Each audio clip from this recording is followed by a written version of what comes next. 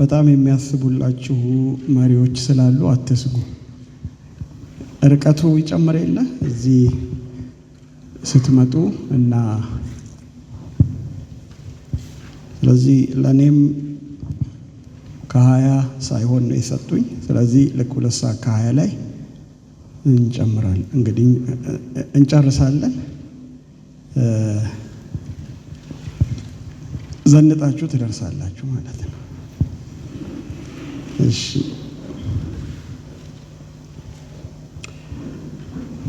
ሳምንት የጀመርነውን የቲቶ መጽሐፍ ሁለተኛውን ክፍል ጥናት እና ማጠቃለያውን ሐሳብ ደግሞ ዛሬ አብረን እንመለከታለን። እንግዲህ አካሄዳችን ምንድነው የሆነው? መጀመሪያ የመጽሐፉን ዳራ ወይም ደግሞ ባክግራውንድ ነው ያየነው። ለማን ነው የተጻፈው? ተቀባዩ ጸሐፊው ማን ነው? ለምን ዓላማ ነው የተጻፈው? ወይም ደግሞ ለመጽሐፉ መጻፍ መንስኤ የሆኑ ነገሮች ምንድናቸው የሚለውን ነገር ነው ያየነው።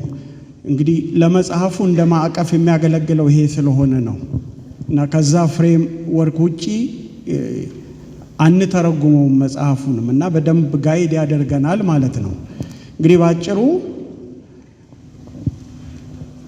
በአዲስ ኪዳን ከሚገኙ 3ቱ የመጋቤ መልእክታት ከሚባሉ መጽሐፍቶች አንዱ እንደሆነና በቀጥታ የተጻፈው ለቲቶ እንደሆነ ቲቶ ደግሞ በቀርጤስ ለአንድ ተልእኮ በሐዋርያው ጳውሎስ የተላከ መልእክተኛ ወይም ደግሞ አገልጋይ እንደነበረና ዓላማው ደግሞ ወደዛ የተላከበት ምዕራፍ 1 ቁጥር 5 ላይ አይተናል።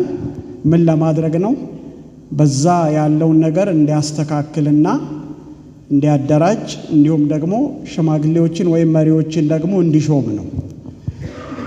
የቲቶ መጽሐፍ ደግሞ ዋነኛው አብይ ሐሳቡ ምዕራፍ 2 እሱም ብናነበው ደስ ይለኛል። ምዕራፍ 2 ከቁጥር 11 እስከ ቁጥር 12 ያለው ክፍል ነው። ሳምንት ጸሎት ላይም ሲነበብልን ነበረ።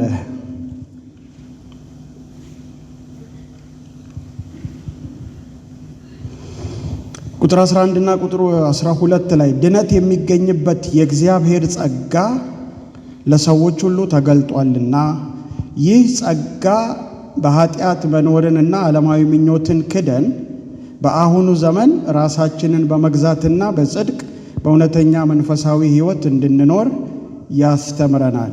እንግዲህ መሪ ቃሉ የዚህ መጽሐፍ አሁን ያየነው ሐሳብ ነው እና ያዳነን የእግዚአብሔር ጸጋ በመልካም ሥራ የሚገለጥ የተለወጠ ኑሮ እንድንኖር ያስተምረናል የሚል ነው።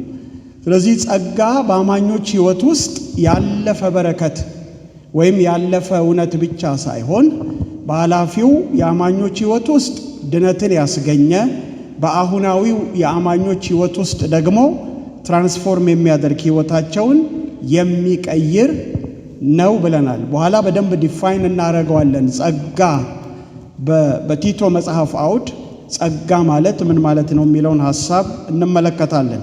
እንግዲህ ቀጥሎ ለማየት የሞከርነው እነዚህን 3ቱን ምዕራፎች ተፈጥሯዊ የሆነውን መዋቅሩን ወይም ስትራክቸሩን ተከትለን ነው እያጠናን ያለ ነው። ስለዚህ በአንድ ርዕሰ ጉዳይ ዙሪያ ነው የተዋቀሩት። 8 ጊዜ ተደጋግሞ የተጻፈ ቃል አለ። ታስታውሱ እንደሆነ ያነሳ ነው። ያም ምንድነው? መልካም ሥራ ወይም በጎ ሥራ የሚል ነው።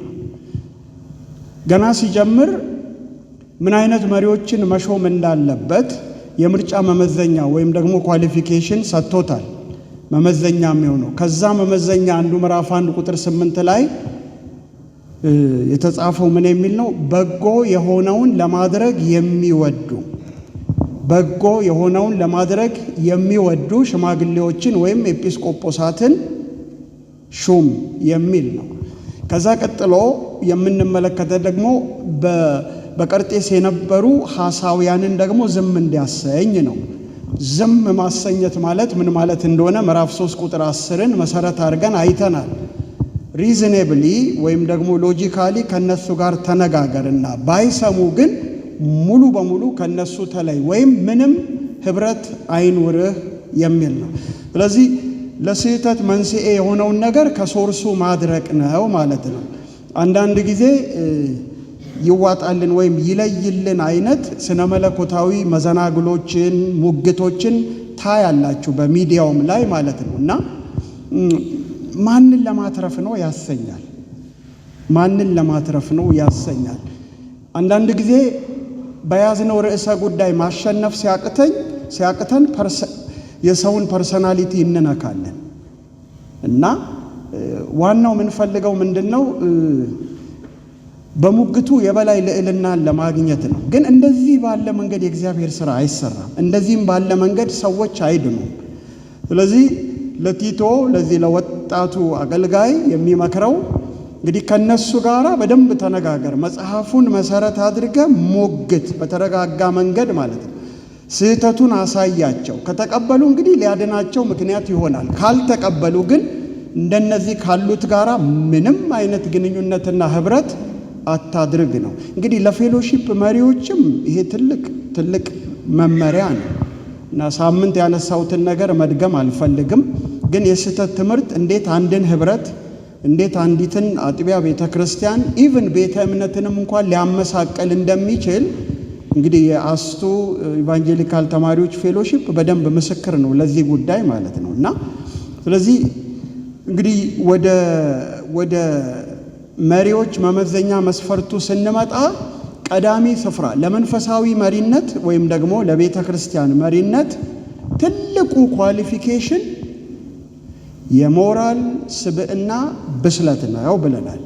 የተዘረዘሩትን መዘርዘሮች ስንመለከት ሁሉም ባህሪ ላይ የሚያተኩሩ ናቸው።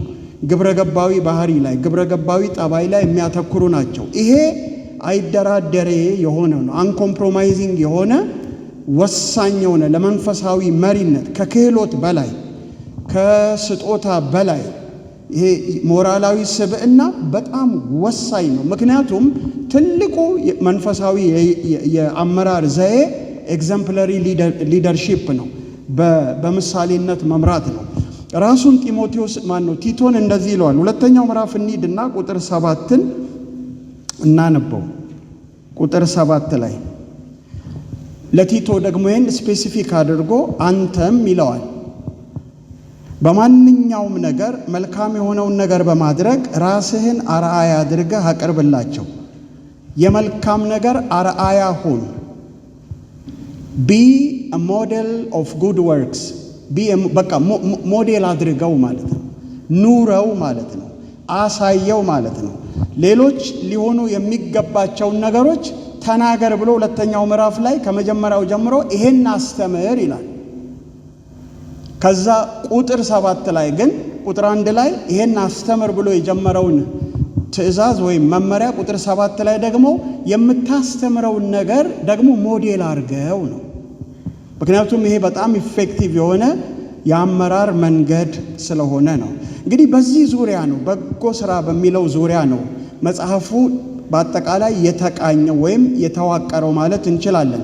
እንግዲህ በጀመርንበት አካሄድ ካቆምንበት ቀጥለን እንሄድና መጨረሻ ላይ ሰፋ ያለ ጊዜ ሰጥተን ከመሰረታዊ ቲቶ መጽሐፍ ውስጥ ከምናያቸው አውራ ትምህርቶች መካከል አንዱን ስለ መልካም ስራ ይሄ መጽሐፍ የሚያስተምረውን ትምህርት በ5 ወይም 6 ነጥቦች ለማየት እንሞክራለን።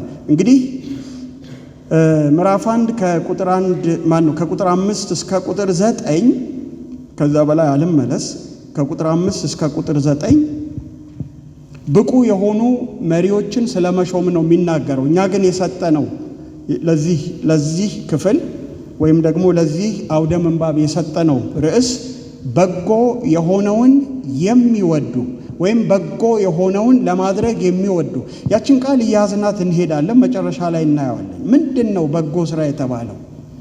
ምንድነው በጎ የሆነውን ነገር መውደድ የተባለው የሚለውን መጨረሻ ላይ በደንብ አድርገን እንመለከተዋለን። እንግዲህ በጎ የሆነውን የሚወዱ መሪዎችን ሹም ነው። ስለዚህ የሚበዛው የጠባይ ወይም ደግሞ የባህሪ መመዘኛ መሆኑን አይተናል። ካራክተር እንደሆነ አይተናል። ሁለተኛው መስፈርት ግን አስተምህሯዊ መመዘኛ ነው ብለናል። ካስተምህሯዊ መመዘኛ አንጻር ደግሞ ሶስት ነገሮችን አንስቷል። አንደኛ በተማረው ቃል የሚጸና ነው። አሁን እዚህ ጋር ምሳሌነት ይመጣል። በተማረው ቃል የሚጸና። ሁለተኛ ትክክለኛ በሆነው ትምህርት አማኙን ማህበረሰብ ማበረታታት የሚችል ነው። የሚኖርበት የሚያስተምር ነው። በሌላ አጋጣሚ አይተናል። ታስታውሱ እንደሆነ እንግዲህ በብሉይ ኪዳን በእስራኤል ሕዝብ ሕይወት ውስጥ ተሐድሶ ካመጡ አንጋፋ አገልጋዮች አንዱ እዝራ ነው እና ግን እዝራ ከቃሉ ጋር የነበረውን ቁርኝትና ትስስር ስታዩ ካህኑ እዝራም ይላል ምዕራፍ 7 ቁጥር 10 ላይ መጽሐፈ እዝራ ላይ የእግዚአብሔርን ቃል ይፈልግ፣ ቀጥሎ ያደርግ፣ ቀጥሎ ሕግና ሥርዓቱን ለእስራኤል ያስተምር ዘንድ ራሱን ፈጽሞ ሰጥቶ ነበር። so he was devoted to three things ከቃሉ አንጻር ማለት ነው። አንደኛ የእግዚአብሔርን ፈቃድና ሐሳብ ለማወቅ ነው የሚፈልገው። እንግዲህ ብዙ ጊዜ ወደ እግዚአብሔር ቃል ስትሄዱ ምን ፍለጋ ነው የምትሄዱት? እግዚአብሔር የሚፈልገውን ነገር፣ እግዚአብሔር ከሰው ልጆች የሚሻውን ነገር፣ እግዚአብሔር ለሰው ልጆች ያለውን ዓላማ፣ እግዚአብሔር ለሰው ልጆች ያለውን ፈቃዱን መፈለግ፣ ይሄ ዋና ጉዳይ ነው መሆን ያለበት። እንግዲህ ከመረጃና ከእውቀት በላይ የእግዚአብሔርን ፈቃድ፣ እግዚአብሔር ለሰው ልጆች ያለውን ፈቃዱን ለማወቅ ነው ወደ ቃሉ ልንሄድበት የሚገባው የመጀመሪያው ሞቲቭ። ቀጥሎ የሚመጣው ነገር ያደርግ ዘንድ ነው የሚለው። ስለዚህ ለበራለት እውነት ራሱን ሰጥቶ ነበር። ሶስተኛው ጉዳይ ነው በእዝራ ሕይወት ውስጥ ለሌሎች ማስተማር ማለት ነው። እና ወደዚህም ስንመጣ በተማረው ቃል ጸንቶ የሚኖር በተማረው እውነት ደግሞ ሌሎችን እንዲጸኑ የሚያበረታታ፣ ሶስተኛ ደግሞ የስህተት መምህራንን ለመውቀስ የሚያበቃ ነው። ምዕራፍ 1 ከቁጥር 10 እስከ ቁጥር 16 ችንም ፈጠን ብለን እንሂድ፣ ቶሎ እንያት። እዛ ጋር በቀርጤስ ስላሉ የስህተት መምህራን ለቲቶ የተሰጠ መመሪያ ነው። ምን አርግ ነው የሚለው? መጀመሪያ እነማን እንደሆኑ ይለያቸዋል። በአስተምህሯቸውና በምግባራቸው ይለያቸዋል። ከዛ እነሱን ዝም ማሰኘት ተገቢ ነው ብሎ ይህንን መመሪያ ይሰጣል። ለምን? በጣም ብዙዎችን እየበከሉ ነው እና የበለጠ እየበከሉ እንዳይሄዱ ነው። እንግዲህ የስህተት ትምህርት ሁልጊዜም ጊዜ ከተሰጠው እንደ እርሾ ነው። ቀስ በቀስ እርሾ ሊጡን ሁሉ እንደሚያቦካ ኢንፊልትሬት እያደረገ እያወዛ እያሰማ ሙሉ በሙሉ የመውረስ ባህሪ አለው። ስለዚህ ያንን ቶለሬት እንዳያደርግ ከስሩ ደግሞ እንዲያደርቀው፣ ከምንጩ እንዲያደርቀው ዝም አሰኝ ወይም ደግሞ ሳይለንስ ቴም የሚል መመሪያ ተሰጥቶታል። እና ያ ማለት ምን ማለት እንደሆነ ቅድም አይተናል። እንግዲህ የቤተ ክርስቲያን መሪዎችን የገለጠው በጎውን ለማድረግ የሚወዱ በሚል ነው። የስህተት መምህራኑን ደግሞ የገለጠበትን መንገድ አሁንም ከበጎ ሥራ አንጻር ነው የገለጠው። ምዕራፍ 1 ቁጥር 16 እናነብ። አሁንም የገለጣቸው ከበጎ ሥራ አንጻር ነው። ምዕራፍ 1 ቁጥር 16 እግዚአብሔርን እናውቃለን ይላሉ፣ በአፋቸው ፕሮፌስ ያደርጋሉ፣ እናውቃለን እግዚአብሔርን። ዳሩ ግን በተግባራቸው ይክዱታል። የማይታዘዙና ለበጎ ሥራ የማይበቁ ናቸው። የቤተ ክርስቲያን መሪዎች፣ ሽማግሌዎች ወይም ደግሞ እንደየዘመኑ የተለያየ መጠሪያ ሊኖረው ይችላል። ግን መንፈሳዊ መሪዎች ለበጎ ሥራ የሚበቁ ወይም በጎውን ነገር ለማድረግ የሚወዱ ናቸው። ሐሳውያኑ ደግሞ በተቃራኒ ለበጎ ሥራ የማይበቁ ነው። ለዛ የበቃ ማንነት የላቸውም። በኋላ እናየዋለን። ለበጎ ሥራ የሚያበቃው ምንድን ነው? የእግዚአብሔር ጸጋ ነው። የቱ? ያ ያዳነን ጸጋ ደግሞ ዓለማዊ ምኞትን የሥጋችንንም ክፉ ምኞት እንድንክድና በጽድቅ በቅድስና በንጽሕና እየኖርን የተባረከውን ተስፋችንን የጌታ ኢየሱስ ክርስቶስን ምጽአት እንዴት በዕለት ተዕለት ሕይወታችን ውስጥ መጠባበቅ እንዳለብን ያሰለጥነናል ነው የሚለው። ስለዚህ ያ ጸጋ በሕይወታቸው እየሰራ ላለመሆኑ አንዱ መገለጫ ምልክቱ በጎ ነገር የማድረግ አቅሙም የላቸውም፣ ብቃቱም የላቸውም። ስለዚህ በጎ ነገር ለማድረግ የማይበቁ ናቸው። እንግዲህ በአፍ እንደሚያውቁት እግዚአብሔርን ይናገራሉ፣ ነገር ግን ስራቸው ደግሞ ከሚናገሩት ነገር ስለራሳቸው ከሚሰጡት ምስክርነት የተፋታ እንደሆነ እናያለን። ስለዚህ በዚህ ዙሪያ ያጠነጠነ እንደሆነ ማየት እንችላለን። ባህሪያቸውን ጨምራችሁ ማንበብ ትችላላችሁ። ይበልጥ ወደሚያስፈልገን ነገር እንሻገር። ወደ ሶስተኛው የቲቶ መጽሐፍ ክፍለ ምንባብ እንሂድ። አራተኛው መግቢያውን፣ ከዛ ቀጥሎ ደግሞ መሪዎችን ስለመሾም፣ ከዛ ቀጥሎ ደግሞ ከዛ አንጻር ሐሳውያኑን ዝም ስለማሰኘት፣ አሁን ደግሞ በቤተ ክርስቲያን ውስጥ የሚኖሩ ልዩ ልዩ አይነት ቡድኖችን ያማከለ ትምህርት ደግሞ እዚህ ጋር ሲሰጥ እንመለከታለን። በረጅም ዓመት ልምድም በቤተ ክርስቲያን ውስጥ በነበረኝ እድገትም አገልግሎትም አንዱ ያየሁት ነገር አሁንም ባለንበት ዘመን ሚስ መደረግ የሌለበት ነገር እንደ አማኝ ሁላችንንም ያማከሉ መሰረታዊ የሆኑ ፍላጎቶች ቢኖሩንም እንኳን አንዳንድ ፍላጎቶች ኒዶች ግን ከእድሜና ከጾታ ጋር የሚሄዱ ናቸው። ስለዚህ ቤተ ክርስቲያን በፈርጅ አድርጋ ልጆቿን ወይም ደግሞ የፌሎሺፕ መሪዎችም በፌሎሺፕ ውስጥ የታቀፉ ቅዱሳንን በፈርጅ አድርጎ ማስተማር ይገባቸዋል። ስለዚህ ቀጥሎ 6 አይነት ካታጎሪ እናያለን። በቡድን አድርጎ ነው የሚናገረው። እንዲሁ ገረፍ አድርገን እነዚህን ለማየት እንደዚህ ናል። መጀመሪያ አዛውንቶች ይላል። ወንዶች አዛውንቶችን፣ ሽማግሌዎችን። ቀጥሎ አሮጊቶች ሴቶችን እንደዚህ በላቸው ይላል። መጽሐፉ ላይ ያለውን ቋንቋ ነው። እንግዲህ በእድሜ የገፉ ሴቶችን እንደዚህ በል ይላል። ከዛ ቀጥሎ ወጣት ሴቶችን እንዲህ በላቸው ይላል። ከዛ ቀጥሎ ደግሞ ወጣት ወንዶችን እንደዚህ በላቸው ይላል።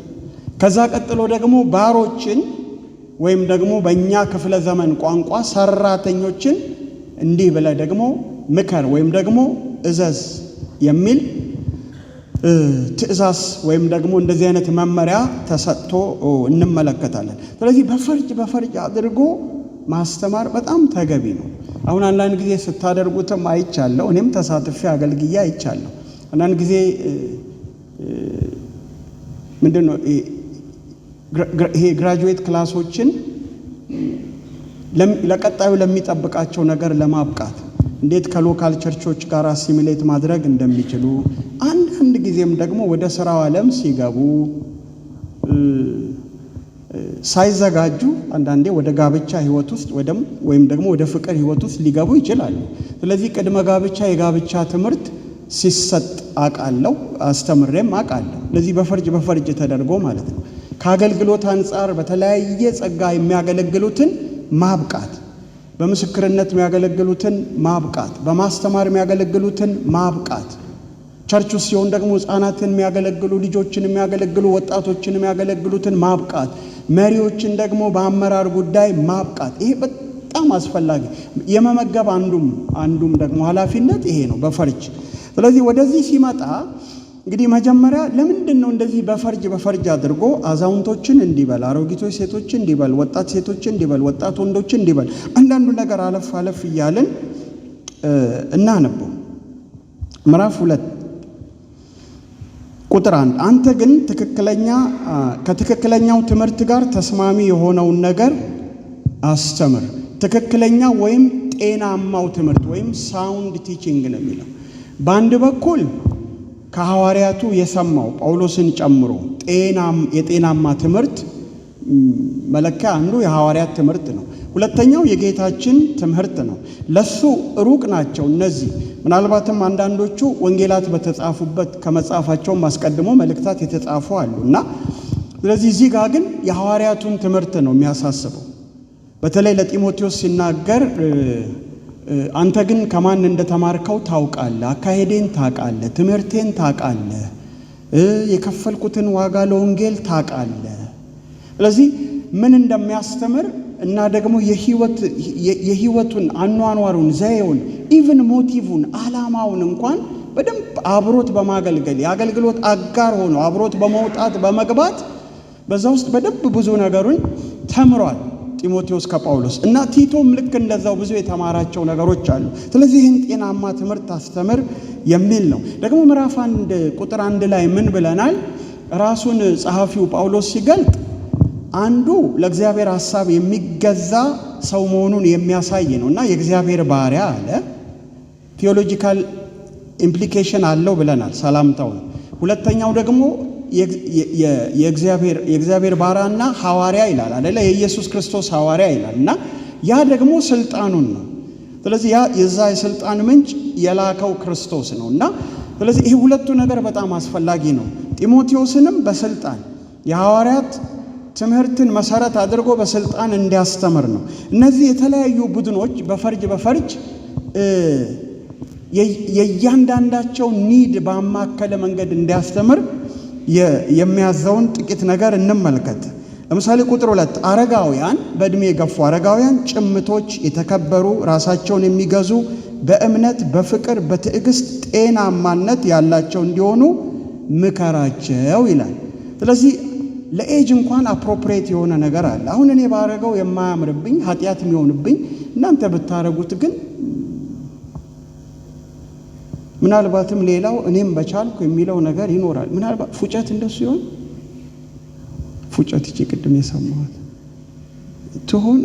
አንድ ቀን ደግሞ ብትነግሩኝ ደስ ይለኛል። ምንድነው? ምን ተሰምታችሁ ነው የምታፏጩት?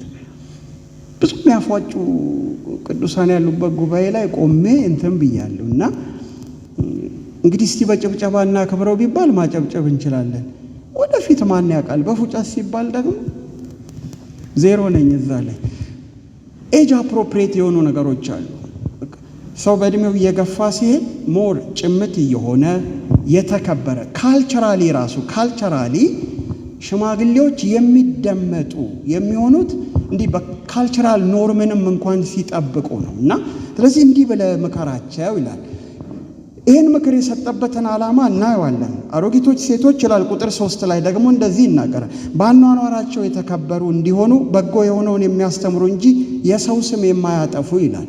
እንግዲህ በዛ ዘመን በጣም ብዙ ሴቶች በቤት ነው የሚውሉት።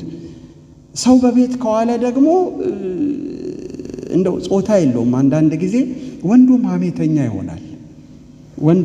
ሰው ዝም ብሎ ቁጭ ካለ መቀመጥ ስለማይችል በጎ ነገር ማድረግ ቢያቀተው ሌላ ነገር ደግሞ ማድረግ አያቀተውም እና ስለዚህ እነሱ አንድ ለብዙ ወይን ጠጅ የማይጎመጁ እንዲሆኑ መከራቸው ይላል። እንግዲህ ከጥቂት ዓመታት በፊት በእኛም ሀገር ባህል ነው አይደል? አንዳንድ አካባቢ ጠላ፣ አንዳንድ አካባቢ ቦርዴ፣ ይሄ ቤት ውስጥ የሚጠመቁ ነገሮች በጣም የተለመዱ ነገሮች ናቸው። እንግዳ ማስተናገጃዎች ናቸው እና ያም ዘመን እንደዛ ነው። ምንም በፋብሪካ የሚመረት ከውጭ የሚገዛ ነገር የለም። ስለዚህ ጠማቂዎቹም እነዚህ ናቸው። ወደ ሌላ ነገር አትውሰዱ። መጽሐፉ ያለውን ማለት ጥሩ ነው። እዚህ ጋር አታብዙት ነው የሚለው። አታብዙት ነው የተጻፈው፣ እንደሱ ነው የሚለው። እኛ ከናካቴው ለምን ተው ነው? የተሻለ ስለሆነ ነው። ከመጠጣት የሚገኝ ነገር ስለሌለ ነው። ደግሞ የማይጠጣ የመስከር ፈተና የለበትም። ካልጠጣ ስካር ላንተ አደጋ አይደለም። ትንሽ ለሚጠጣው ግን ስካር ትልቁ ፈተና ነው። ስለዚህ በሩቁ ነው ኃጢአትን መራቅ ጉልበታም የሚያደርገው። በተጠጋነው ቁጥር፣ በተዳራነው ቁጥር፣ በተላፋነው ቁጥር የኛ አቅም እየተሟጠጠ በቀላሉ ነው የምንሸነፈው እና ስለዚህ ያሁኑ የተሻለ ነው። ከፈርስት ሴንቸሪ ከነበረው ካልቸር በተለይ በኢትዮጵያ ቤተክርስቲያን ውስጥ በመጠጥ ዙሪያ ያለው ካልቸር የበለጠ የተሻለ ነው። አልኮሉ ከሆነ ከምግብም ይገኛል። የባዮሎጂ ተማሪዎች ታውቃላችሁ፣ ትንሽ ያስፈልጋል፣ ግን ከምግብም ይገኛል ሰውነት የሚያስፈልገውን ያህል እና ሌላው አያስፈልግም ከጤናማ አንጻር ማለት ነው። ስለዚህ የሰው ስም የማያጠፉ በቃ የማያሙ እንዲሆኑ ምከራቸው ይላል። ከዛ ወጣት ሴቶች እንደዚህ እንዲሆኑ ምከር፣ ወጣት ወንዶች እንዲሆኑ ምከር ይላል። ከዛ ቁጥር 7 አንተ ራስህ መልካም የሆነውን ነገር በማድረግ አርአያ አድርገህ ራስህን አቅርብላቸው ይላል። ለምንድን ነው ይህንን ዓላማ ይህንን ትእዛዝ የሰጣቸው? ቁጥር 5 ቁጥር 8 ቁጥር 10 ላይ ዓላማውን እናያለን። ለምንድን ነው ጤናማ በሆነው ትምህርት እንዲኖሩ የሚመክራቸው? ቁጥር 5 ላይ የእግዚአብሔር ቃል በማንም ዘንድ እንዳይሰደብ ራሳቸውን የሚገዙ ንጹሐን፣ በቤት ውስጥ በሥራ የተጠመዱ ቸሮች፣ ለባሎቻቸው የሚገዙ እንዲሆኑ አስተምራቸው። በጣም ብዙ ወጣት ሴቶች ለጋብቻ በሚደርሱበት ዕድሜ ስለሚያገቡ ይሄ ዶሜስቲክ የሆነ አይነት ትእዛዝ ነው። በቤት ውስጥ ስራ የሚወዱ ባሎቻቸውን የሚወዱ ልጆቻቸውን የሚወዱ ግን በስራ የተጠመዱ። በስራ ያለመጠመድ አንዱ ችግር ምንድነው? ወሬኛ ነው የሚያደርገው፣ ሐሜተኛ ነው የሚያደርገው። አበው ሲተርቱ ስራ ከምፈታ ልጄን ላፋታ ሚል አማርኛ አልተማራችሁ? ስራ ከምፈታ ልጄን። ሰው ስራ ፈት ከሆነ በጣም ስትሬንጅ የሆነ ሐሳብ ሁሉ ወደ አይምሯችሁ ይመጣል። በኢየሱስ ስም ከየት ነው የመጣው ብላችሁ እስክትሉ ድረስ። ስለዚህ አይምሮ ባዶ መቀመጥ የለበትም። ስለዚህ ስራ ፈትነት፣ በስራ አለመጠመድ ለወሬኛነት፣ ለሐሜተኛነት፣ ለስድብ፣ ለክፉ ነገሮች የሚያነሳሳ ነው። ይሄ ደግሞ የቀርጤሳውያን የተለመደ ላይፍ ስታይል። ሰነፎች፣ ውሸታሞች፣ ወሬኞች፣ ክፉ አውሬዎች፣ ጨካኞች ናቸው የቀርጤስ ሰዎች። እኔ አይደለሁም ይሄንን የምለው፣ የራሳቸው ባለቅኔ ነው ይሄንን የተናገረው ብሎ ነው የሚናገረው። እና ስለዚህ እነሱን ስለዚህ በጸጋ ድነትን ያገኙና በእውነትም የእግዚአብሔር ጸጋ ያለማቋረጥ በሕይወታቸው እየሰራ ያሉ አማኞች መገለጫው፣ ሌላኛው ምልክታቸው በጎ ስራ ነው። እና ስለዚህ ለመልካም ነገር መሰጠት፣ ማህበረሰብን ለሚጠቅም ነገር መሰጠት ነው። ሁለተኛው ይህንኑ ዓላማ ይደግመዋል። ቁጥር 8 ላይ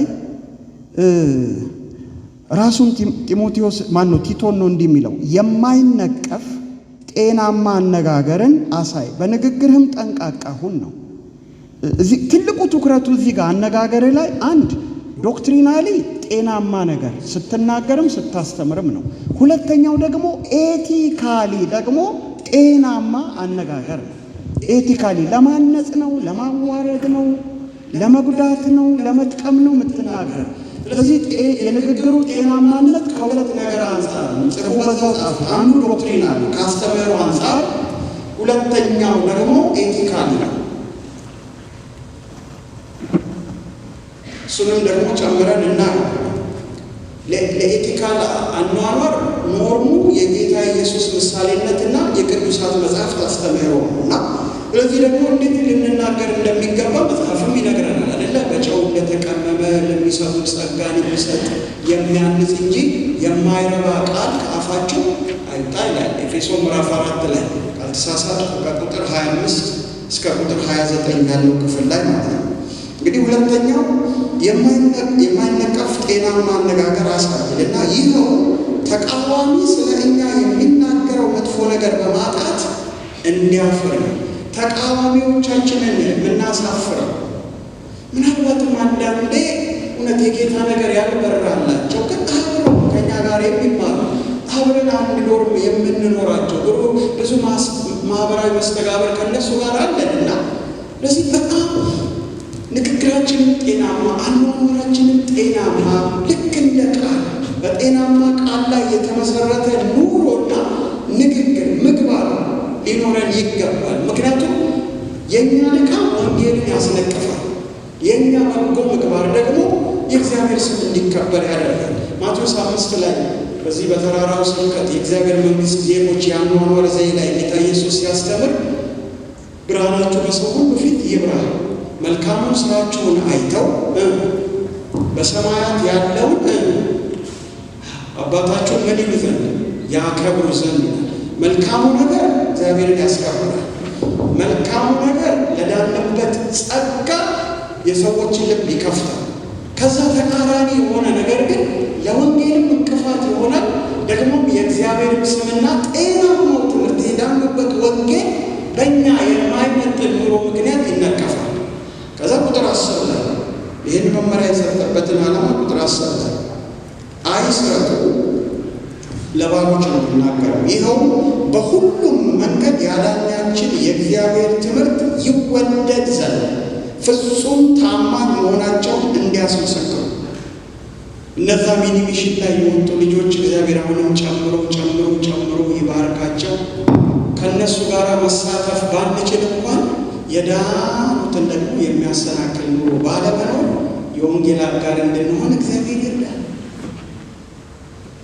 የተሰበከላቸውን መልካም የምስራች ሰምተው አንዳንዶች ይመጡና ወይ ይሄ ነው እንደዚህም ያለው እሱ ነገር እናንተ ጋር አለ እንዴ ይላል። ስለዚህ እንዲህ ከማሰናከል እግዚአብሔር ይጠብቃል። እና አንዱም የምንመሰክርበት መንገድ ኑሮ እንደሆነ ሶስተኛው ምዕራፍ ላይ እናያለን።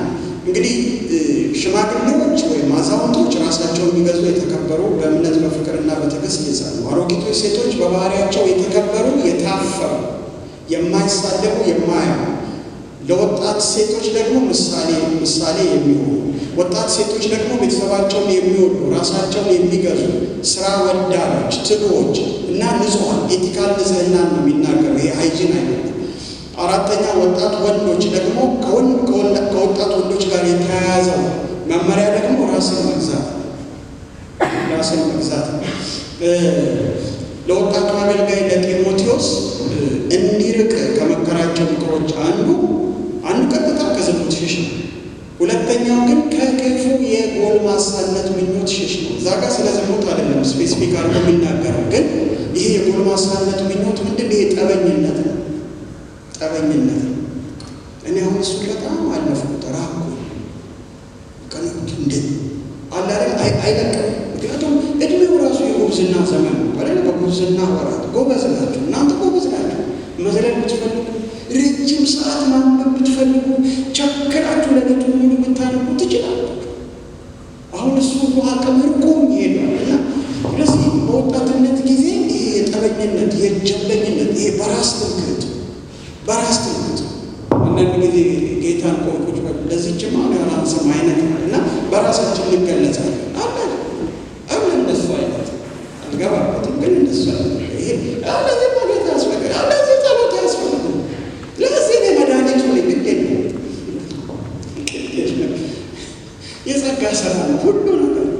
በራሳችን ልንመካ አይገባም እና ለዚህ ስፔሲፊክ የሆኑ ከእድሜ ጋር ከጾታ ጋር ከማህበራዊ ኑሮ ወይም ህይወት ደረጃ ጋራ ስፔሲፊክ የሆኑ ነገሮች አሉ። እዚህ ጋር ሰራተኞች፣ አሰሪዎች፣ ባሮች፣ ጌቶች የሚለው የማህበራዊ ህይወት ደረጃ ነው የሚያሳየው። እነሱ ለጌቶቻቸው መገዛት፣ በጎነትን ማሳየት፣ ታማኝነትን ማሳየት ነው።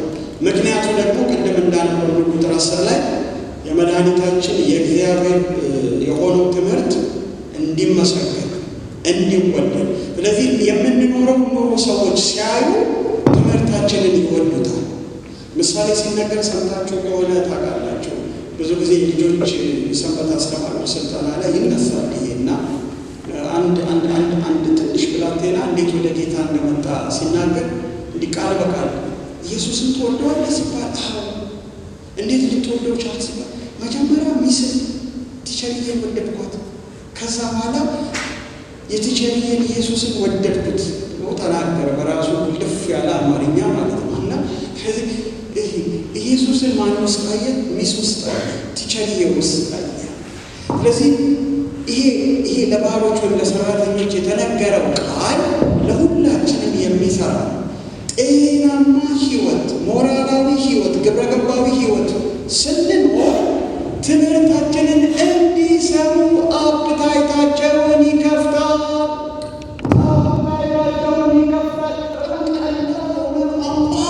እሱን እንዲህ ያደረገው ምንድን ነው? እሷን እንዲህ ያደረገው የለወጣት ምንድን ነው? ሃይማኖት ከሆነ ኖር ውስጥ አንቺም ሃይማኖት አለሽ፣ እነሱም ሃይማኖት አላቸው። አንቺም መጽሐፍ አለሽ፣ እነሱም መጽሐፍ አላቸው። አንተም መጽሐፍ አለ፣ እነሱም መጽሐፍ አላቸው። አንተም ዶክትሪን አለ፣ እነሱም ዶክትሪን አላቸው። መወዛገብ ይቻላል። ግን እውነት የዳንበት ጸጋ፣ እውነተኛው የእግዚአብሔር ጸጋ ከሆነ ግን ያ ጸጋ የሌለው ሰው ሊሆን የማይችለው ነገር እናንተ መሆን ትጀምራላችሁ። ያን ጊዜ እኔ ሃይማኖት ኖሮኝ እኔ እየጸለይኩ እኔ እየጾምኩ ያልቻልኩት እሱ ግን የቻለው እንዴት ነው? ለምንድን ነው የሚለው ነገር እኛን የለወጠንን ወንጌል እንዲሰሙን ያደርጋል። ስለዚህ ለወንጌል የሰዎች ጆሮ እንዲከፈት ያደርጋል እና ስለዚህ ዓላማው ይሄ ነው። በጤናማ ትምህርት ኑሩ። ለምን? የእግዚአብሔር ስም እንዳይነቀፍ፣ ትምህርቱ እንዳይነቀፍ፣ የእግዚአብሔር ያዳኛችን ትምህርት ደግሞ እንዲወደድ የሚል ነው። እንግዲህ እንደ ክርስቲያን ተማሪዎች በቤተሰብ አብሯቸው በሚማሩ ተማሪዎች በማህበረሰቡ ላይ በጎ ተጽዕኖ የምታሳድሩበት ዋነኛው መንገድ ሞራላዊ ምሳሌነት ነው። ማንም ከእግዚአብሔር በጸጋው ዳግመኛ ካልተወለደ በስተቀር አዲስ ፍጥረት ነው። በስነ መለኮት እውቀት አዲስ ፍጥረት አይኮንም። በመንፈሳዊ ልምምዶች አዲስ ፍጥረት መሆን አይቻልም። አዲስ ፍጥረት በክርስቶስ የጸጋ ሥራ መሆን የሚቻለው። ስለዚህ ይህንን ለውጥ ስናሳይ ነው ሰዎች እኛን የለወጠንን ወንጌል ለመስማት ጆሮና ልባቸው የተከፈተ የሚሆን። ስለዚህ ትልቁ በጎ ተጽዕኖ የምናመጣበት መንገድ ሌሎች የሉም ማለት አይደለም፣ ግን that's the primary way የተለወጠ የተገነባ ሞራላዊ ስብዕና። ቀድሞ ነገር ዳግመኛም እኮ የተወለድነው በጽድቅና በቅድስና የፈጠረንን እግዚአብሔርን ለመምሰል ኤፌሶንን ስናጠና አይተናል። ምዕራፍ 4 ቁጥር 24 ላይ የፈጠረውን እንዲመስል በጽድቅና በቅድስና የሚታደሰውን አዲሱን ሰው ለብሳችኋል። ስለዚህ ኤቲካል ነው፣ ሞራላዊ ነው ማለት ነው። ምዕራፍ 2 ከቁጥር 11 እስከ 14 ጋር እንሂድ። እዚህ ጋር ስለ ጸጋ ነው የሚናገረው። አሁንም ይህንን ክፍል እንዲህ የሚል ርዕስ ልንሰጠው እንችላለን፣ እንዲህ ልናዋቀረው እንችላለን። ጸጋው መልካሙን ለማድረግ ያስተምረናል። ምዕራፍ 2 ቁጥር 12 ላይ ይሄ ክፍል ከቁጥር 11 እስከ ቁጥር 14 ያለው ጸጋው መልካሙን ለማድረግ ያስተምረናል። ቁጥር 14 ላይ ስትሄዱ የዳንበት አንዱ ዓላማ በመልካም ሥራ ለመገለጥ፣ ስለዚህ መልካምን ለማድረግ የሚተጋውን ሕዝቡን ይዋጅ ዘንድ ቁጥር 14 ላይ እናነው። እሱም ይላል ስለ ክርስቶስ ከክፋት ሊቤዠን መልካም የሆነውን ለማድረግ የሚተጋውን የእርሱ የሆነውን ሕዝብ ለራሱ ያነጻ ዘንድ ራሱን ስለ እኛ ሰጥቷል። ማንን ይቀድስ፣ ማንን ይለይ፣ ማንን ከኃጢአት ያነጻ ዘንድ ነው። መልካም የሆነውን ለማድረግ የሚተጋ እናንተ በጥቂትም ቢሆን መልካም የምታደርጉ ደግሞ በትጋት መገለጥ ይሁንላችሁ። መልካም እንድናደርግ ያስተማረን ያው ጸጋ በመልካም ሥራ ደግሞ እንድንተጋ ያደርገናል። በኋላ እናየዋለን። ግን መልካም ሥራ ኤቲካል የሆኑ ነገሮች፣ ሌላውን ደግሞ የሚጠቅሙ ነገሮች ናቸው። ስለዚህ የእግዚአብሔር ሕዝብ ማን ነው? መልካም በሆነው ሥራ ተገልጦ የሚመላለስ ደግሞ መልካም ለማድረግ የሚተጋ ሕዝብ። ስለዚህ ከመዝሙራችን በላይ፣ ከአዘማመር ስታይላችን በላይ፣ ከአሰባበቅ ስታይላችን በላይ፣ ከምንገነባቸው ሕንፃዎች በላይ፣ ከስሙ በላይ፣ ከለጠፍነው ሸራ በላይ እኛነታችን ዋነኛው መገለጫ መልካም ሥራ። የእግዚአብሔር ሕዝብ ማን ነው? መልካሙን ነገር ለማድረግ የሚተጋ ሕዝብ ነው።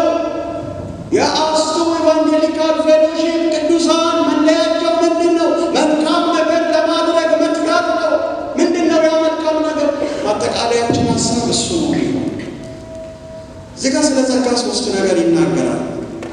አንደኛ ሰዎችን ሁሉ የሚያድን ጸጋ ተገልጧል። ለሰዎች ሁሉ ድነትን የሚያስገኝ የእግዚአብሔር ጸጋ ተገልጧል። እግዚአብሔር በክርስቶስ የሰራውን ሥራ ጸጋ የሚለው። ሁለተኛው ጸጋው ያስተምረናል፣ ወይም ሳምንት እንዳየነው ያሰለጥነናል፣ ትሬን ያደርገናል፣ ዲሲፕሊን ያደርገናል። ምክንያቱም የምናወራው ስለ አዲስ ኤቲካል ስለሆነ ላይፍ ስታይል ነው የምናወራው። አዲስ የአኗኗር ዘዬ፣ በስነ ምግባር የታነጸ የአኗኗር ዘዬ፣ ከነቀፋ የራቀ በቅድስናና በጽድቅ በፍቅር የመመላለስ የአኗኗር ዘዬ ኢትስ ኤ ኒው ዌይ ኦፍ ላይፍ። ከኤፌሶን ጋር ደግሞ ስናገናኝ አንድን አዲስ ሰው በራሱ ይፈጥር ዘንድ ብትል ነገር ምዕራፍ 2 ቁጥር 15 ላይ አንብበናል። አንስተናው ደግሞ ከሆነ አዲስ ሰው የሚለውን የግሪክ ቃል አንስተናል። ካይኖስ አንትሮፖስ ምትል ሐረግ አንስተናል። ካይኖስ ኒው ቶታሊ አዲስ የሆነ፣ አንትሮፖስ ሰብእ የሰው ዘር ማለት ነው። ስለዚህ ማናት ቤተ ክርስቲያን? አዲሱ የክርስቶስ ማህበረሰብ አንድን አዲስ የሰው ዘር በራሱ ይፈጥር ዘንድ በሞቱ በእሱ ያመኑትን አይሁድና አሕዛብ ሁለት ካታጎሪ ነበር። ሁለት የሰው ዘር ነበር፣ አይሁድና አሕዛብ። ሁለቱን የለያያቸው የጥል ግድግዳ በሞቱ አፍርሶ ከሁለቱ ደግሞ ከሁለታቸው አንድ አዲስ ማህበረሰብ ዛት ኢዝ ዘ ሰርድ ሬስ አለ። ሶስተኛው ዘር ነው ብለናል። ከአይሁድና ከአሕዛብ ወገን የሆኑ በክርስቶስ ኢየሱስ ያመኑ አዲስ ማህበረሰብ ኑሮ ምን ይመስላል? ምዕራፍ 4 ምዕራፍ 5 ምዕራፍ 6 ኤፌሶን ላይ። እዚህ ደግሞ የአዲሱ ማህበረሰብ ኑሮ ምን ይመስላል? መልካምን በማድረግ የሚገለጥ ላይፍ ስታይል ማድረግ ብቻ አይደለም፣ የሚተጋ ነው። ስለዚህ ጸጋው ያድነናል፣ ጸጋው ያስተምረናል። ኃጢአትና ዓለማዊ ምኞትን እንድንክድ። ኃጢአትና ዓለማዊ ምኞት ብዙ ጊዜ እንትን ነው። ይሄ በጣም ሰፊ የሆነ በቃ ረቂቅ የሆነ የሚያማልል ነገር ነው። ኤፌሶን 5 ላይ ማነው 6 ላይ ከቁጥር 10 ጀምሮ ስታነቡ የዲያብሎስን ሽንገላ ትቃወሙ ዘንድ እንዲቻላችሁ። ትልቁ የዲያብሎስ መሳሪያ ማስፈራራት አለ፣ ስደትም አለ፣ ማታለል ረቂቅ። ስለዚህ እሰጣለሁ ብሎ ተስፋ የሚያደርጋቸው ነገሮች አሉ፣ ግን በኃጢአት መንገድ ያለ ጽድቅ የሚገኙ ነገሮች ናቸው። እና ስለዚህ ያንን የኃጢአት ግብዣ ነው ብለን የምንልበትን አቅምና ጸጋ ይሰጠናል ማለት ነው። ስለዚህ ራሳችንን ልንገዛ በጽድቅና እግዚአብሔርን በመምሰል እንድንኖር ያሰለጥናል። ማስተማር ማለት ምን ማለት ነው? ትሬን ማድረግ፣ ልክ አንድን ሕፃን እንደምናሰለጥን። ስለዚህ ማስተማር የሚለው 3 ነገሮችን ያቅፋል። አንደኛው መመሪያ መስጠት። መንፈስ ቅዱስ ወደ እውነት ሁሉ ይመራናል አይደለም? መመሪያ ይሰጠናል። እንዲህ ባለ ክፉ ዘመን ውስጥ ያለ መጠላለፍ እንድንኖር ይመራናል። ትልቁ እኛን የሚመራን ደግሞ ራሱ ለራሴው በጻፈው በቃሉ በኩል። ስለዚህ መመሪያ መስጠት፣ ጋይድ ማድረግ፣ ጋይዳንስ መስጠት።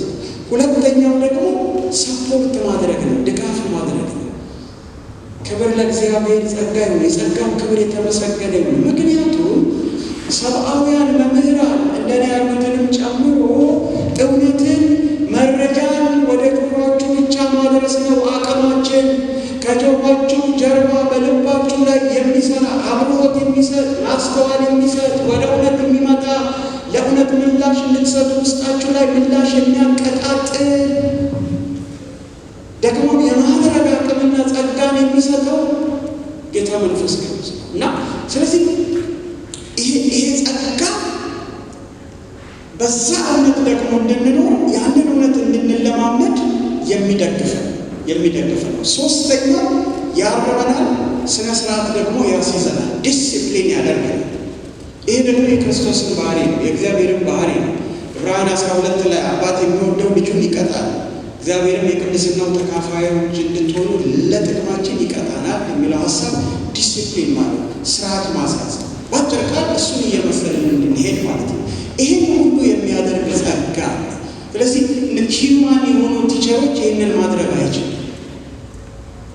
የእግዚአብሔር ጸጋ ያስተምረናል ብለን ስንል መረጃ ሰጪ ብቻ አይደለም፣ መንገድ አመልካች ብቻ ደጋፊ አውቂ እኔ ብለን በደንብ ብቃትን የሚሰጥ ላበራልን እውነት መኖር ከፈለግን በጸጋው ለመታገዝ ራሳችንን ከሰጠን የሚረዳ አቅም የሚሆን ኃይል የሚሆን አለ በውስጣችን የእግዚአብሔር ጸጋ ይህንን የሚያሳይ። ሶስተኛው የጌታን ዳግም ምጽአት በተስፋና በንጽህና እንድንጠባበቅ ያሰለጥነናል ማለት ነው። የምንጠብቀው ነገር አለ። ክርስቲያን ተስፈኛ ነው። ወንጌልም የተስፋ መልእክት ነው። ደግሞ እንዲህ ተብሎ ተነግሮናል አይደለ? ሮሜ ምዕራፍ 12 ቁጥር 11 ላይ ይመስለኛል በተስፋ ደስ ይበላችሁ። ክርስቲያን ተስፋ የተገባለት ነገር አዲፍ እውን እንደሆነ አድርጎ ዛሬ ኢንጆይ ማድረግ ይችላል። እመጣለሁ ብሏል፣ እንደሚመጣ የመጣ ያህል እርግጠኛ ሆነን መደሰት እንችላለን። ወስዳችኋለሁ ብሏል፣ የምንሄድ ያህል እርግጠኛ ሆነን መደሰት እንችላለን። የበረራ ቀናቸው ሌላ ቀን ሆኖ ቪዛ የተመታላቸው ሰዎች በቃ እርግጠኞች ናቸው። እንደውም አንዳንዴ ሊፈሩ ይችላሉ። ላስት ሚኒት ላይ ምን ሊፈጠር እንደሚችል አናውቅም ይችላል። እኛ ግን እንደሱ አይደለም። የተናገረን ተስፋን የሰጠን የታመነ ነው። ስለዚህ ጽኑ ነገር ላይ ነው የእግዚአብሔር ተስፋ ያረፈው ማለት ነው። እና ይሄ ጸጋ ያን የተባረከ ተስፋ የጌታችንን ዳግም ምጽአት እንዴት መጠበቅ እንዳለብን ዲሲፕሊን ያደርገናል ማለት ነው። እና ያን ተስፋ የሚቀድስ ተስፋ፣ ያ ተስፋ ያነሳሳል፣ ያ ተስፋ ለሽልማት እንድንኖርም ያደርጋል። ያ ተስፋ የሚመጣውን ጌታ ደስ በማሰኘት አሁን ባለው ዘመን ውስጥ እንድንኖርም ደግሞ ያስችለናል ማለት ነው። አራተኛው የክርስቶስ በሕይወት ዓላማ የተገለጠበት ቁጥር 14 ላይ እንደምናነበው ያዳነን መልካምን በማድረግ እንድንተጋ ወይም ደግሞ በመልካም ስራ እንድንገለጥ ነው። እዛ ውስጥ የጌታ ኢየሱስ ክርስቶስ አዳኝነት ተገልጧል።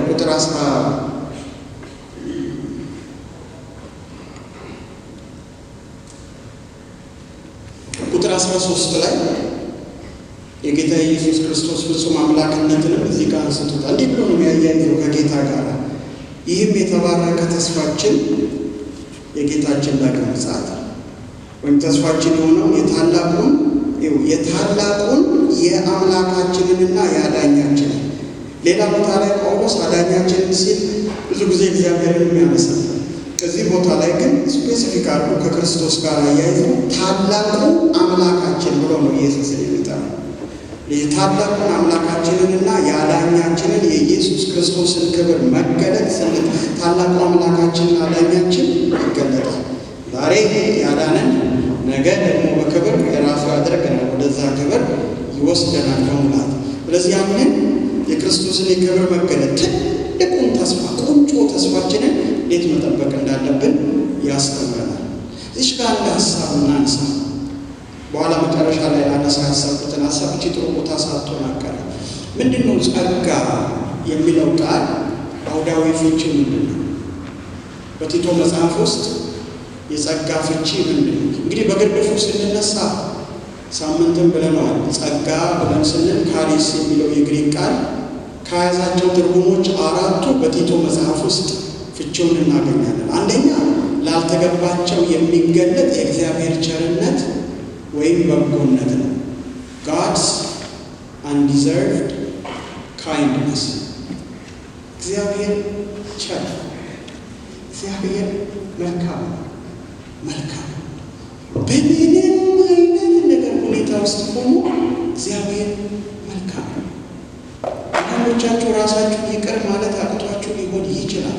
በድግግሞሽ በገባችሁበት በወደቃችሁበት ኃጢአት ራሳችሁን ይቅር ማለት አቅቷችሁ ሊሆን ይችላል። ያ የምታመልኩት አምላክ ግን እሱ ቸር፣ እሱ እጅግ የሚምር አምላክ። ስለዚህ ጸጋ የሚለው ላልተገባቸው የሚሰጥ የእግዚአብሔርን ቸርነት ወይም በጎነት የሚያመለክት ነው። ሁለተኛው የእግዚአብሔር የማዳን ሞገስ ማለት ነው። God's saving favor። በእግዚአብሔር ፊት ተቀባይነት ያገኘ ነው በራሱ የጸጋ ስራ። God's saving favor ሞገስ ከእግዚአብሔር የሚሰጥ በእግዚአብሔር ዘንድ ተቀባይነትን የሚያገኝ ነው። ይህንን ደግሞ የሰራው በክርስቶስ በኩል ነው። ሶስተኛው የጸጋ ትርጉም የእግዚአብሔር የመገኘት ኃይል ነው። God's active presence in the life of the believers።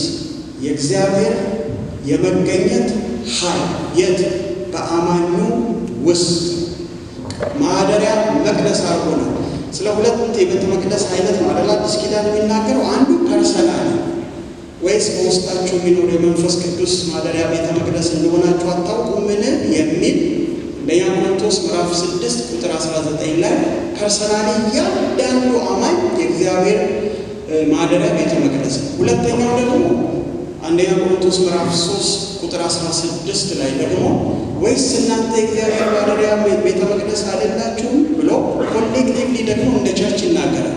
የእግዚአብሔርን ቤተ መቅደስ የሚያፈርሰው እሱን እግዚአብሔር ያፈርሰዋል ይልና አቻዊ ወይ ቅጣትን ደግሞ ይናገራል። እዛ ጋር ስለ ቸርች ነው፣ ስለ ቆሮንቶስ ቸርች ነው የሚናገር። ሁለተኛ ቆሮንቶስ ምዕራፍ 6 ላይ ስትሄዱ የእግዚአብሔር አክቲቭ ፕሬዘንስ በሕዝቡ መካከል ደግሞ እንዳለ ታያላችሁ።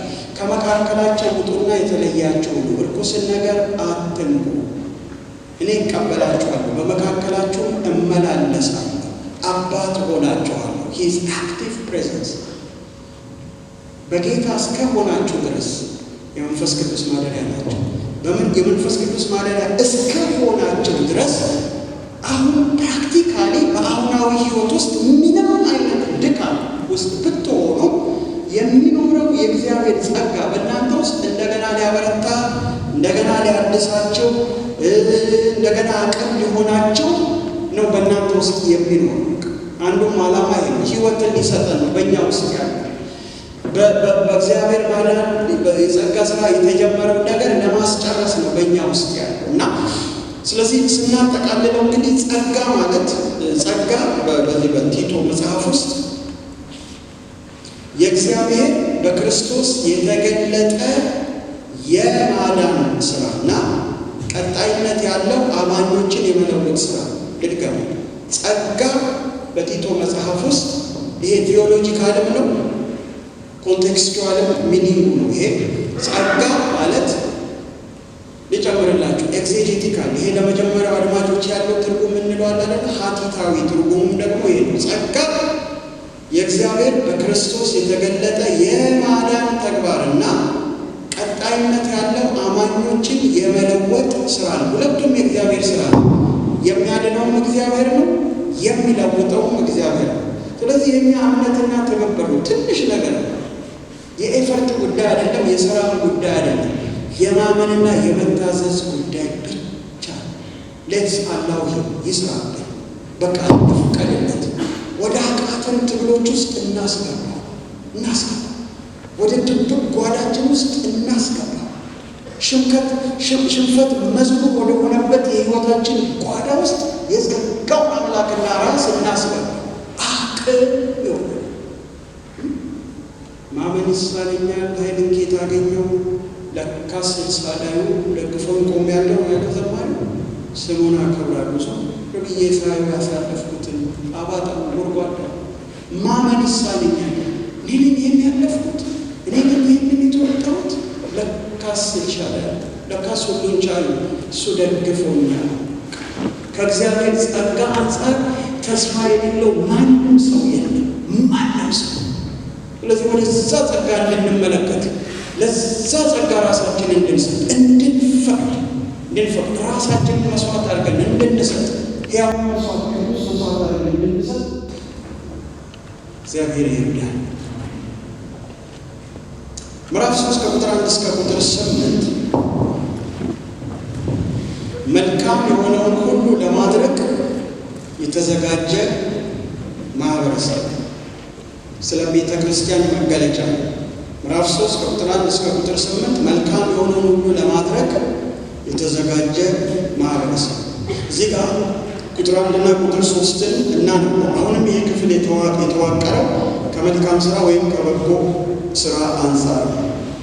ምዕራፍ 3 ቁጥር 1 ይህ ክፍል ስለ ክርስቲያናዊ ዜግነትና ምስክርነት ነው የሚናገር። በቃ እንደ ዜጋ ክርስቲያኖች እንዴት መኖር አለብን። ሁለተኛ ደግሞ ስለ ክርስቲያኖች ምስክር፣ ይሄ ፐብሊክ ዊትነስ ምንድን ነው? በቃ በአደባባይ ሊገለጥ የተገባው ምስክርነታችን፣ ስለ ሁለቱ ነው የሚናገረው ማለት ነው። ምዕራፍ 3 ቁጥር 1 ላይ ሰዎች ይላል አማኞችን ሁሉ ለገዢዎችና ለባለስልጣናት እንዲገዙ እንዲታዘዙና መልካም የሆነውን ሁሉ ለማድረግ ዝግጁ እንዲሆኑ አሳስባቸው። ቲቶን ነው አሳስባቸው። ምን? አማኞች ሁሉ ለባለስልጣናት እንዲገዙና እንዲታዘዙ። መገዛትና መታዘዝ አንዱ መልካም ነገር ነው፣ አንዱ ኤቲካል ነገር ነው። ለማን? ለመሪዎች። መሪዎቻችንን ልናማቸው አይገባም። ለጨካኝና ለክፉዎችም እንኳን ቢሆን ተገዙ ነው የሚለው ጴጥሮስ፣ አንደኛ ጴጥሮስ ምዕራፍ 2 ላይ። በዚህ መንገድ አይደለም ፕሮቴስት የምናደርገው። ካስፈለገ እንደነ መጥምቁ ዮሐንስ እውነትን ፖላይትሊ ፊት ለፊት ልናደርግ ይችላል። የወንድምህ ሚስት ያንተ ልትሆን አይገባም ቴሲስ ነው ማለት እንችላለን። ክፉ ቃል በመናገር አይደለም፣ ኤቲካሊ ሮንግ የሆኑ እንትኖችን በመናገር አይደለም። የእኛ አይነተኛ መገለጫችን ከምናምነው መሰረታዊ እምነትና እሴት ጋር እስካልተጣረሰ ድረስ መገዛት ነው እንጂ ለችግኝ ተከላ ሁሉ መጀመሪያ ፍትህ ይምጣ። ችግኝ ሳት ችግኝ እየተከለ ለፍትህ ሰፈር አጽዳ ሲባል ምናልባት የምንቃወመው መንግስት ከሆነ ያለው አላጸዳም ሰፈር ማጽዳት በራሱ በጣም ጥሩ ነገር መልካም ነገር ነው፣ በጎ ነገር ነው። መታዘዝም መልካም ነገር ነው። ከዚህ ጋር የምትናነስም ነገር ትምህርትም የለንም፣ ቫሉም የለንም። ስለዚህ ከክርስቲያን ቫሉ ጋር አይጋጭም።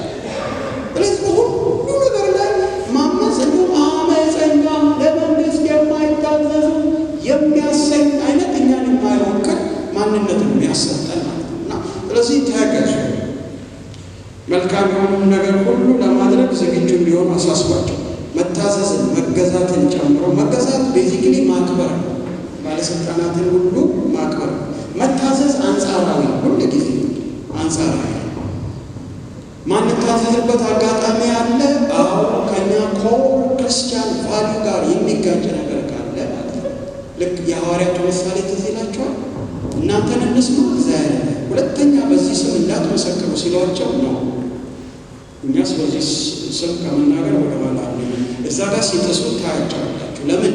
ኮር ከሆኑ በጣም መሰረታዊ አንኳር ከሆነው ክርስቲያናዊ አስተምህሮ የሚቃረን ነገር እንዲያደርጉ ስላዘዟቸው። አለበለዚያ ግን ሁል ጊዜ ማክበር እንደነዳለ ሁል ጊዜ ማክበር ንጉሶች ያሉ ግን አልሰጡም። እኔ የምሰግደው ለያህዌ ለእግዚአብሔር ብቻ እንደዚህ ነው። እና ስለዚህ ትልቁ ነገር መታዘዝ ለመሪዎች ያለን የዜግነት ግዴታ መታዘዝና መገዛት ነው። ይሄም መልካም ስራ ከተባሉት አንዱ። ሁለተኛው ቁጥር 8 ላይ ምዕራፍ 3 ቁጥር 8 ላይ የጨረሰ ነው። 10 ደቂቃ አለ። ቁጥር 8 ላይ ይህም ቃል የታመነ ነው ይላል። ከላይ ያለው ሪፈረንስ ያደርግ ነው። በእግዚአብሔር ያመኑቱ መልካሙን ነገር ለማድረግ ራሳቸውን አሳልፈው ይሰጡ ዘንድ እነዚህን ነገሮች አስረግጠህ እንድትናገር እፈልጋለሁ። ይሄን ተናገር፣ ይሄን አስተምር፣ ይሄን እዘዝ፣ ይሄን ምከር ብሎ በመጽሐፍ ውስጥ የሰጠው መመሪያ ነው። ስለዚህ እነዚህን አስረግጠህ ተናገር። ምንድን ነው ውጤቱ? መልካም ነገር ለማድረግ ራሳቸውን አሳልፈው የሰጡ በቃ ኮሚትድ የሆኑ ዲቮትድ እንዲሆኑ ለመልካም ስራ ይህን ነገራቸው። ከዛ ለባለስልጣን ስለመገዛት እንደገናም ሰላማዊና ጨዋ የሆነ ያለ ስድብ ያለ ጥል ሰዎችን ሁሉ በማክበር የመመላለስን ማህበራዊ ኃላፊነት ይናገርና ከዚያ ምዕራፍ 3 ከቁጥር 9 እስከ 15 የማጠቃለያ መመሪያዎችን ይሰጠዋል። ከፋፋይ ሙግቶችን አስወግዱ፣ ከፋፋይ ሰዎችን አትቀበሉ። ሳምንት እንዳልኳቸው ፈርስት ሴንቸሪ ቸርች ሐሳውያንን የምትጠራበት አንዱ መጠሪያ ከፋፋዮች የሚል ነው። ምክንያቱም እንግዳ የሆነ ኑፋቄ የሆነ ትምህርት የቤተ ክርስቲያንን አንድነት ስለሚያሳጣ ማለት ነው። እንግዲህ የቲቶ መጽሐፍ አውራ ትምህርቶች ከሆኑት አንዱ መልካም ስራ ነው ብያለሁ። እዚህ ጋር ያነሳነውን ሀሳብ በዚህች በ7 ደቂቃ ውስጥ እንመልከታት።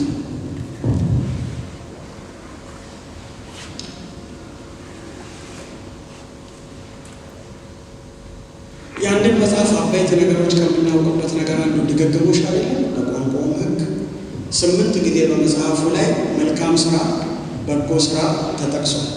ምዕራፍ 1 ቁጥር 8 እና ቁጥር 16፣ ምዕራፍ 1 ላይ 2 ጊዜ፣ ምዕራፍ 2 ቁጥር 3 ቁጥር 7 ቁጥር 14፣ ምዕራፍ 3 ላይ ቁጥር 1 ቁጥር 8 ቁጥር 14።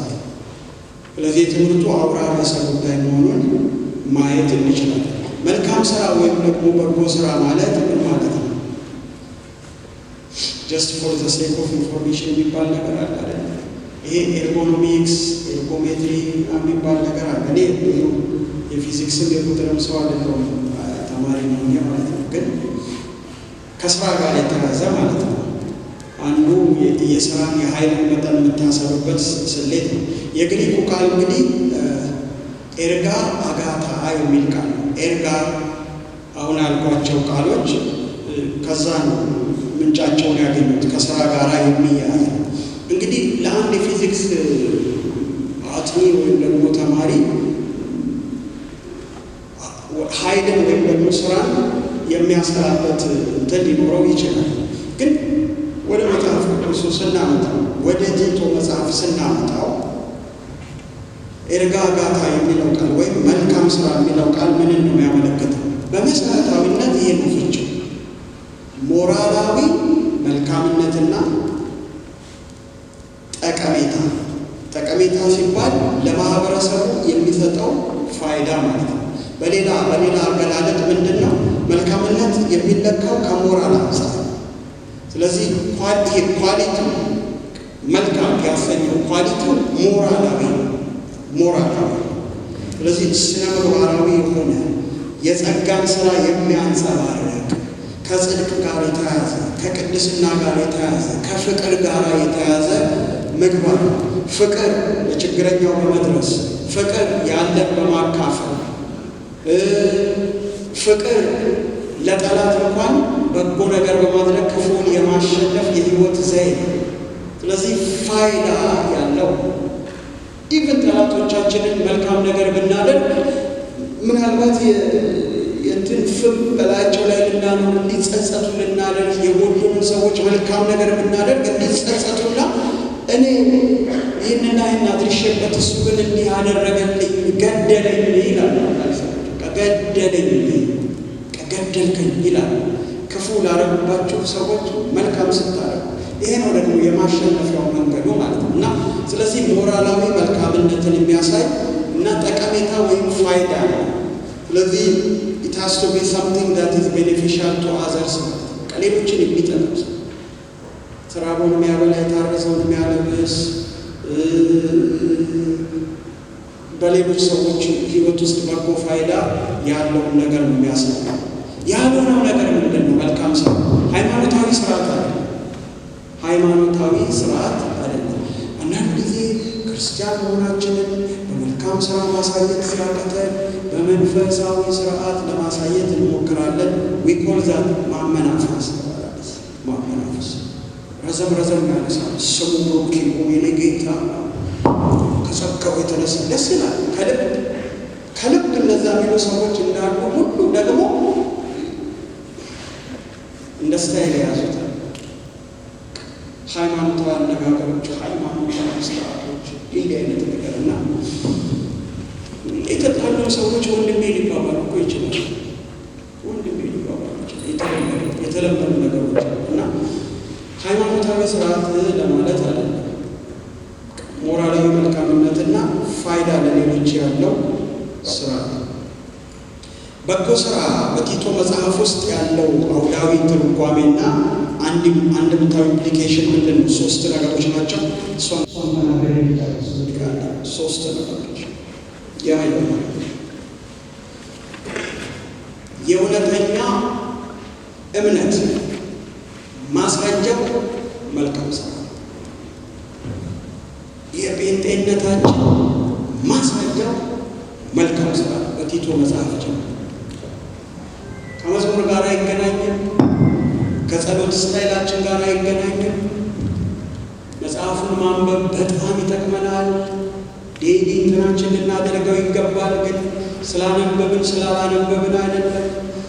ብዙ መጽሐፍ እውቀት ስላለን ስለሌለን አይደለም። ነው መልካም ስራ ኤቲካል የሆነው ኑሮና ምግባር፣ አኗኗራችን፣ ምግባራችን ማለት ድርጊታችን፣ ደግሞ ባህሪያችን ለመሪዎቹ መስፈርት ተደርጎ ቁጥር 1 ላይ ተቀማን ምዕራፍ 1 ላይ ተነሳውን አይተናል። የማይጠቃጨቅ ጨዋ፣ ንጹህ ነገር የሚወድ ልጆቹ እግዚአብሔርን እንዲፈሩ አድርጎ የሚያሳድግ ብሎ የተገለጡ ሞራላዊ ባህሪያት እና እነዚህ ናቸው መገለጫዎቹ። ማነጻጸር ደግሞ እንችላለን በአሉታዊነት ምዕራፍ 1 ቁጥር 16 ላይ ምዕራፍ ሁለት ጥቅሶችን እንይ። ምዕራፍ 3 ቁጥር 14 እና ምዕራፍ 1 ቁጥር 16 ላይ እውነት ክርስቶስ እንደሚያየን ምልክቱ መልካም ስራ ለማድረግ የሚተጋውን ሕዝቡን ለራሱ ያነጻ ዘንድ ብሎ እንደሚል እግዚአብሔር ክርስቶስ በሞቱ ያነጻው ሕዝብ መገለጫው መልካም ስራ ነው። ዶርማችሁ ውስጥ መገለጫችሁ መልካም ስራ ነው። ለማያምኑት ሁሉም ጓደኞቻችሁ፣ ባልደረቦቻችሁ መለያችሁ ምክንያት አንድ መገለጫችሁ መልካም ስራ ይሁን።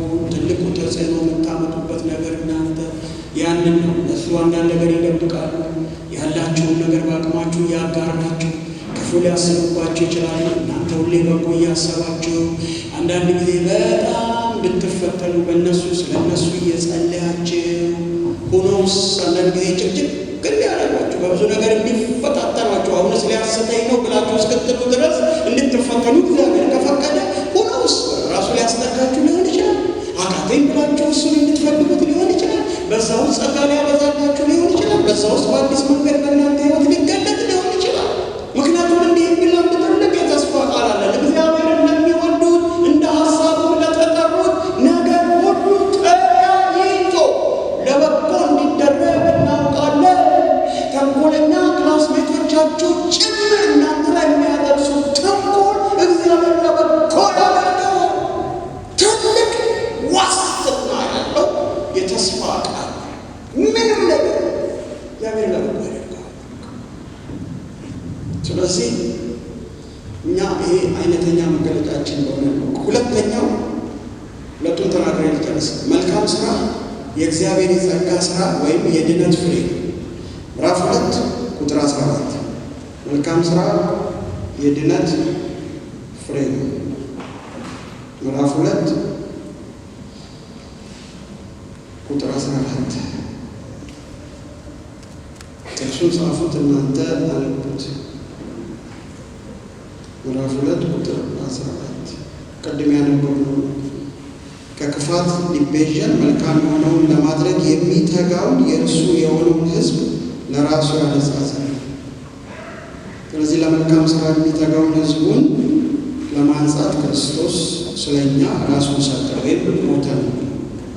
ስለዚህ መልካም ስራ የእግዚአብሔር የጸጋ ስራ እግዚአብሔር በሕይወታችን እየሰራ ያለው የጸጋ ስራ ሪፍሌክሽን የእሱ መገለጫው የሚታይ ቪዚብል የሆነ ፐብሊክ የሆነ በአደባባይ የሚታይ የስነ ምግባር ባህሪ እና ኤቲካል የሆነ ደግሞ ምግባራችን ነው ማለት ነው። ሶስተኛውና የመጨረሻው መልካም ስራ የአማኞች የአደባባይ ምስክርነት ነው። የአማኞች የአደባባይ ምስክርነት ነው። ስለዚህ እኛ ሁለት ነገሮች የአደባባይ ብለን ስንል ማህበራዊ ማለታችን። ስለዚህ ማህበራዊ ኃላፊነትና ተግባር ነው ማለት ነው። ኢትስ አወር ሶሻል ሪስፖንሲቢሊቲ ደግሞ ሶሻሊ ኤንድ ፐብሊክሊ ቤኔፊሻል ፋይዳ ያለው ለሰዎች የምናደርገው በጎ ነገር በተለይ ደግሞ አሁን እንዳለንበት ዘመን እንደ ኢትዮጵያ ሰው መብቱን ለማግኘት ተጨማሪ ምዕራፍ እንዲሄድ በሚጠየቅበት ዘመን አንድ መታወቂያ ለማምጣት 11 ጊዜ የጽህፈት ቤቶችን ደጅ በምትረግጡበት ዘመን በበጎ ስራ መገለጥ ሊያመጣ የሚችለውን ተጽዕኖ ማየት ትችላላችሁ። አንዷ ህጋዊ የነበረውንና ልናገኝ የሚገባንን የካዳስተር ምናምን የሚሉትን ካርታ እንትን ለማለት 11 ጊዜ አመላለሳችን 11 ጊዜ እኔም ድክ ማለት እስቲ ዛሬ አንቺ ሞክር እላታለሁ ባለቤትን። እሷም ሲደክመው ፍቅር ዛሬ አንተ ሄድ ትለኛለች። ይኸው ተራ በተራ ሄደን እንኳን ማዳከም አቃተን እና የመጨረሻው ጊዜ ግን ስትቀጭ ፍቅር በጌታ ሆነች አለች። በምን ውስጥ የስልኩ መጥሪያ መዝሙር ስልኩ ነው ጌታን የተቀበለ እሷ አለች። ማምሱ ወንደሱ አንዳንዱ ቲሸርት ነው ጌታ ነው ያውቃው። አንዳንዱ መኪና እንደዛ በ19 እንትን አባቴ እኛም ኢየሱስ ጌታ ከእሱ የተነሳ ኢየሱስ ስጦታ ምናምን እንላለን። እኛ ውስጥ የሚነዳው አንዳንድ ጊዜ አያውቅም። ከእሱ ይልቅ መኪናው ያውቃል። ብዙ ነገር አንትቦ ይሄዳል። ግን በኑሮ የመገለጥ ያደርግልን። ጌታ ኢየሱስ ይባርካችሁ። ያው የጥናቱን እንትን ቴሌግራም ላይ ለቅላችኋለሁ። ጭፍቅ ያለ ነገር ነው የወረወርኩባቸው በዚህ በ2 ሳምንት። ግን ትልቁን ስዕል እንዳያዛችሁት አምናለሁ። ይሄ በላሁት ምንድነው ነገር አለ ቲቶ መጽሐፍ በላሁት ምንድን ነው ያወራው? በስነ ምግባር ቀውስ ውስጥ ባለ ማህበረሰብ ውስጥ ያዳነን ያ የእግዚአብሔር ጸጋ በበጎ ስራ ደግሞ ተገልጠን እንድንኖር ያስተምረናል። ይሄንን በላሁት መጽሐፍ ከዛ በኋላ ሸንሸንን የምናጠናው ማለት ነው። እንግዲህ ላዳነን ዛሬም ደግሞ ለሚለውጠን ያለማቋረጥ ስራውን ለሚሰራ ለእግዚአብሔር ክብር ይሁን። ቆመን አጭር ጸሎት እናደርግና እንጨርሳለን። አጭር ጸሎት